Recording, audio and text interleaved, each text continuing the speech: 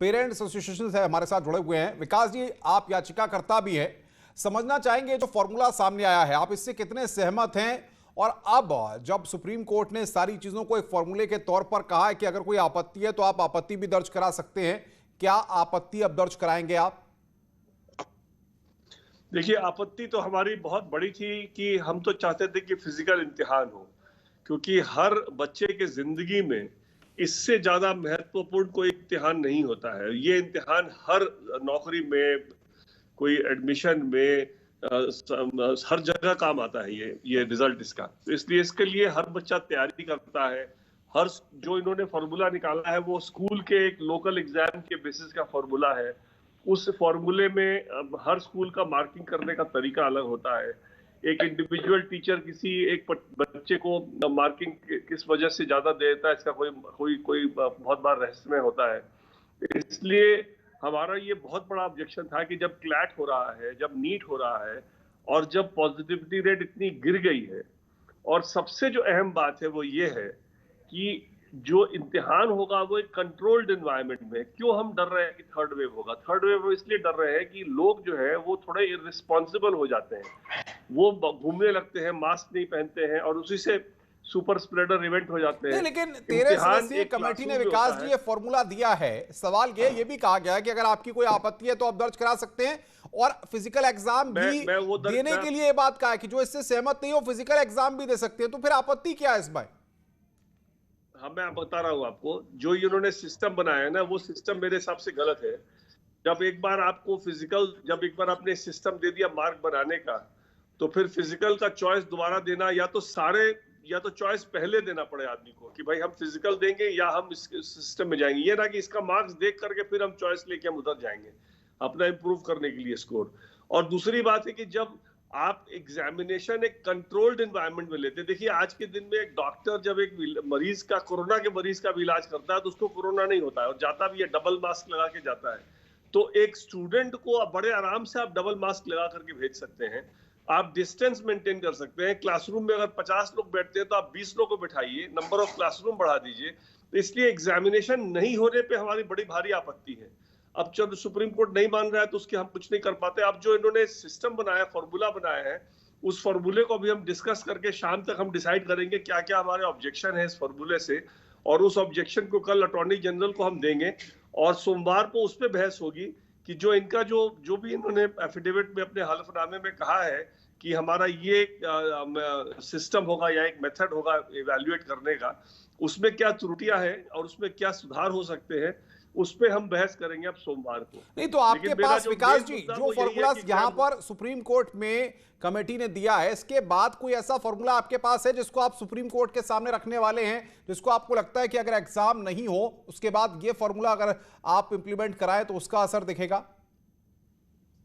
देखिए, जो हमारे जो सुझाव आएंगे सुप्रीम कोर्ट को, वो हमारे सुझाव हम लोग शाम तक तय करेंगे, क्योंकि अब हमारे क्लाइंट से डिस्कशन होगा। डिस्कशन के बाद हम एक सुझाव अपने तय करेंगे और कल हम अपना हलफनामा भी तय करेंगे सुप्रीम कोर्ट में और उसकी कॉपी देंगे अटॉर्नी जनरल को कि हमारे तरफ से क्या क्या सुझाव होना चाहिए। इसलिए वो अभी सुझाव पे अभी मैं डिस्कस इसलिए नहीं करूंगा क्योंकि हमारा पेरेंट्स एसोसिएशन के साथ अभी इसमें बातचीत बाकी है और अभी वो सारे हलफनामे को सब लोग स्टडी कर रहे हैं और गंभीरता से जब समझ लेंगे कि इसमें क्या क्या त्रुटियां हैं, क्या क्या इसमें सुधार हो सकते हैं, वो सब डिस्कस करने के बाद हम, चूंकि टाइम हमारे पास कम है, तो हम कल सवेरे तक ही इसको फाइनल कर पाएंगे। इसलिए अभी हम इसके बारे में कमेंट में करना नहीं चाहूंगा विकास जी, लेकिन ये सारी चीजें एक प्रॉपर टाइम ले रही हैं, एक डिले भी हो रहा है। जाहिर तौर पर ये सारा डिले कहीं ना कहीं जो आज के बच्चे हैं जो अपियरिंग हैं या जिन्होंने कि अब पास आउट करेंगे 12th या आगे अपने एक्टिविटीज को आगे बढ़ाएंगे, उनके लिए भी दिक्कतें करेगा, काफी चैलेंजेस उसके लिए खड़ी होंगे ऐसे वक्त में।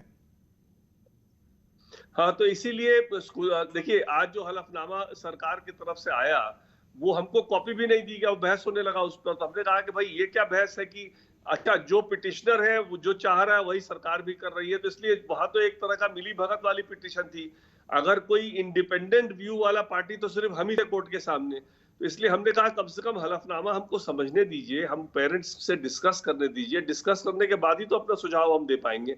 इसलिए हमने अभी इसलिए टाइम, और जजेस भी रियलाइज किए कि बिना पढ़े हलफनामे को, बिना अपने क्लाइंट से डिस्कस किए हम स्ट्रेट अवे ओरली कैसे एज अ लॉयर हम अपना ऑब्जेक्शन कोर्ट में दे सकते हैं। तो इसीलिए कोर्ट ने हमको मंडे को हमारे सारे ऑब्जेक्शन जो है वो डिस्कस करेंगे मंडे को, और गवर्नमेंट के जो प्रपोजल है उसमें अगर जो भी चेंजेस करनी है वो सारे चेंजेस मंडे को होंगे इसमें। लेकिन विकास जी, 30-30 और 40 का जो फॉर्मूला है, बहुत सारे गार्जियंस जो है जो कि जिनके बच्चों के मार्क्स अच्छे आते हैं या 10th में भी उन्होंने अच्छे मार्क्स सिक्योर किए हैं या 11th में या 12th में, उन पर तो मुझे लगता है शायद उतना असर नहीं डालेगा जितना कि बच्चों ने 10th में जिनके कम मार्क्स आए या 11th में कम मार्क्स आए, उन्होंने 12th में अपने आप को इंप्रूव करने की कोशिश की, उन पर कहीं ना कहीं थोड़ा ज्यादा असर डाल सकता है। इस तरह की लगता है आपको?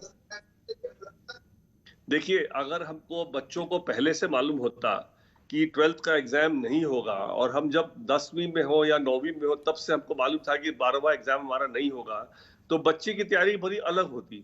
बहुत बच्चे क्या है ना कि अपने तैयारी में सोचते हैं कि जब 12th का एग्जाम आएगा उस समय ही हम तैयारी करेंगे।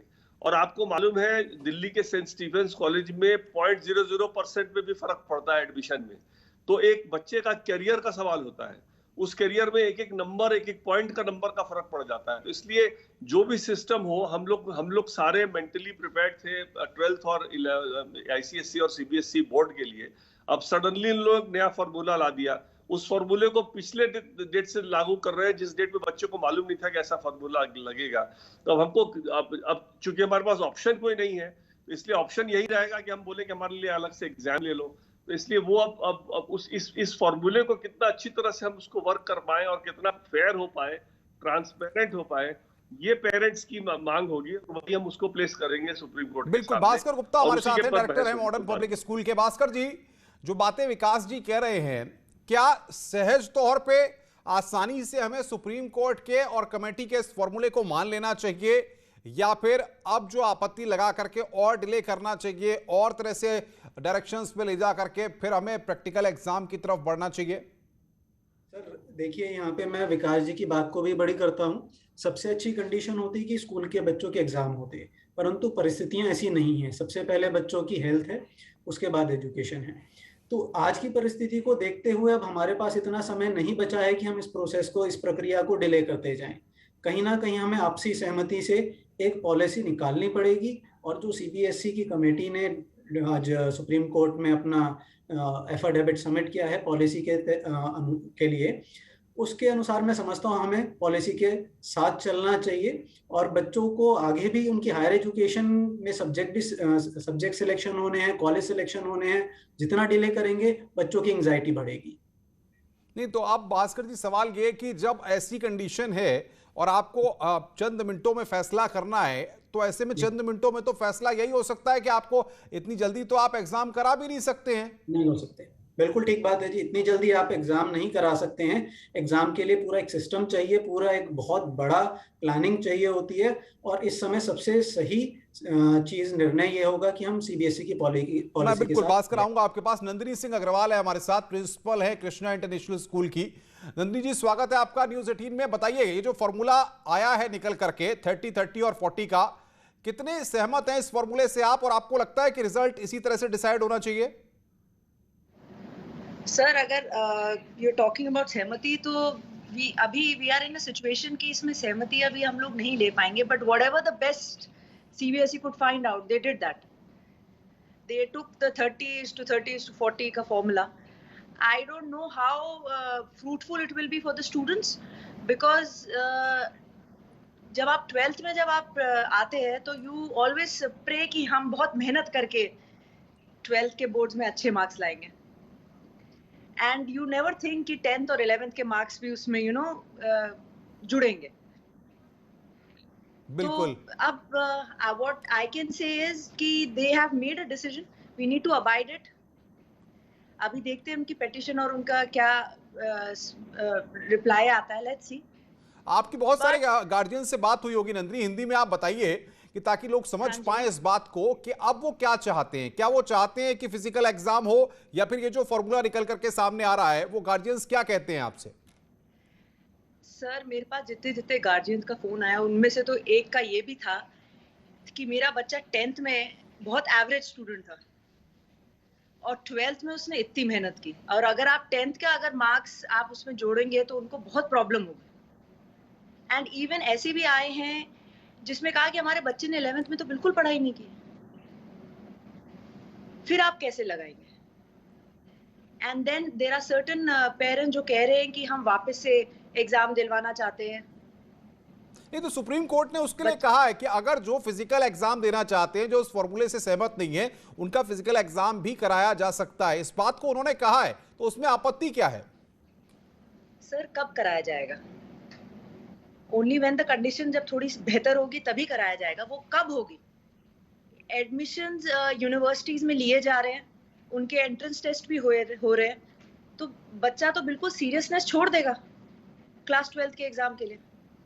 भास्कर जी के पास आएंगे। भास्कर, आपको लगता है कि जो बात नंदिनी जी कह रही हैं, इसका असर कॉम्पिटिटिव एग्जाम्स पर पड़ेगा? ये पूरा प्रोसेस अगर आपत्ति के बाद डिले होता है तो कहीं ना कहीं बच्चों को आगे की तैयारी के लिए सफर करना पड़ेगा, क्योंकि 12th का जो बोर्ड एग्जाम होता है ये यहां से एक करियर की नई दिशा तय करता है।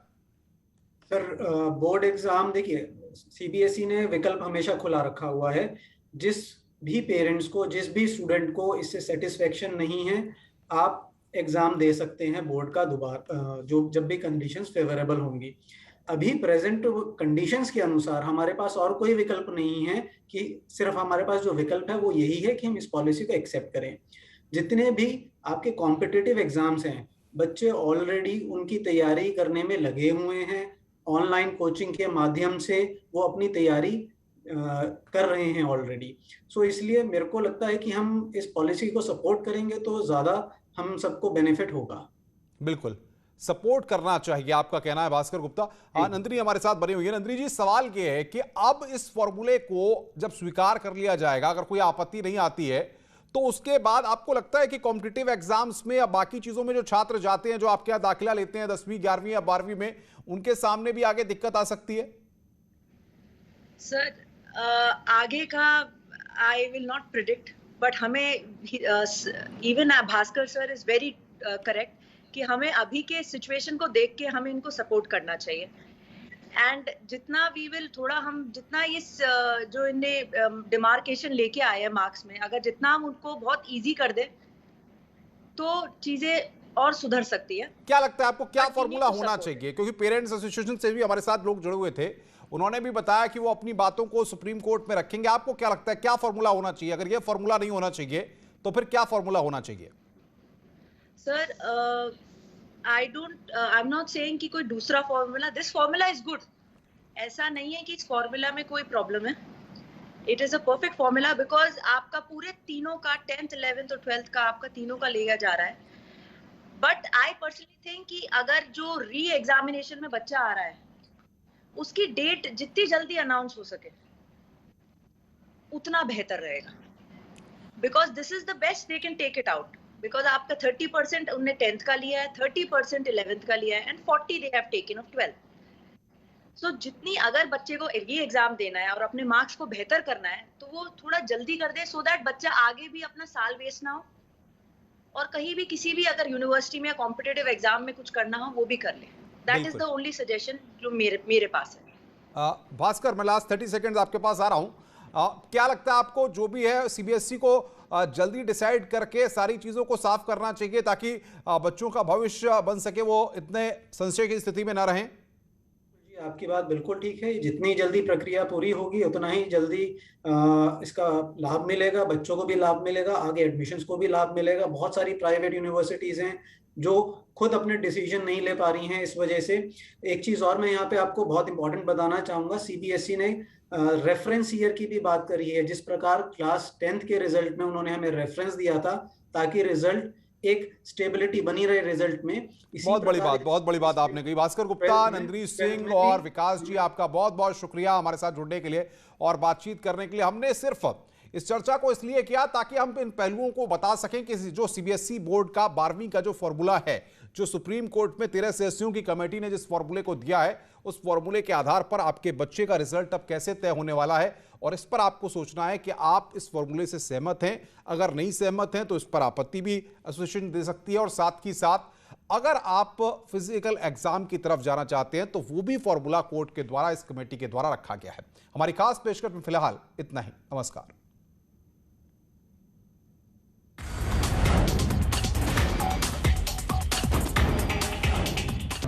लॉकडाउन का